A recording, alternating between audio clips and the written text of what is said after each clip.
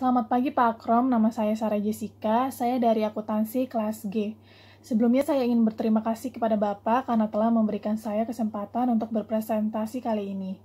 Dan tema yang saya ambil kali ini adalah tentang pasar uang, dan berikut penjelasannya.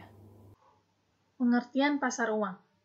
Money market atau biasa dikenal sebagai pasar uang adalah suatu tempat atau wadah bertemunya pemilik dana atau funder dengan calon konsumen atau customer, baik bertemu dengan langsung ataupun melalui perantara atau broker, pada transaksi suatu permintaan atau penawaran demand atau supply, kepada sejumlah dana atau surat berharga jangka pendek di bawah 270 hari.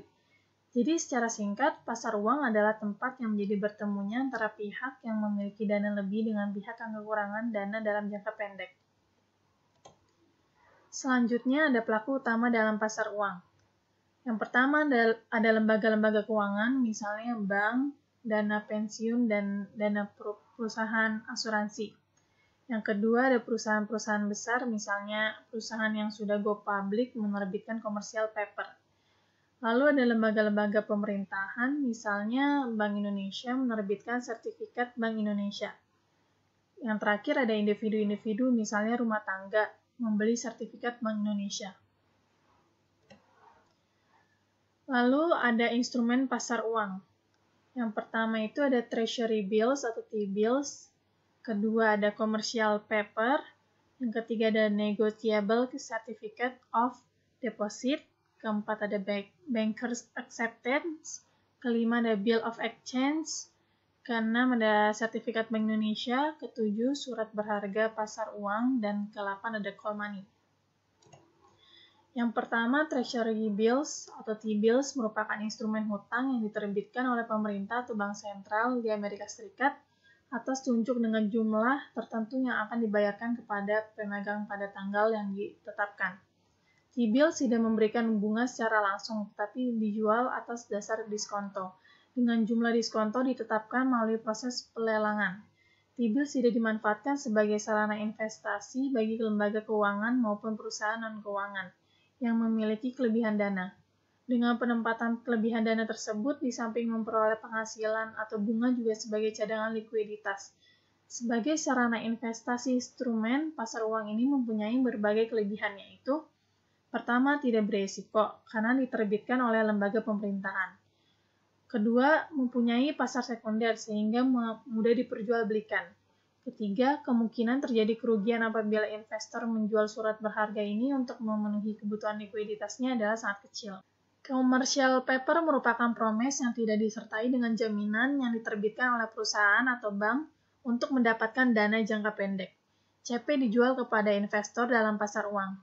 Dengan demikian, CP pada dasarnya merupakan promes di mana penerbit berjanji akan membayar sejumlah tertentu uang pada saat CP jatuh tempo. Jangka waktu CP ini berkisar mulai dari beberapa hari sampai 270 hari. Penjualan CP pada umumnya dengan sistem diskonto, namun beberapa di antaranya menggunakan bunga. Selanjutnya ada bankers acceptance.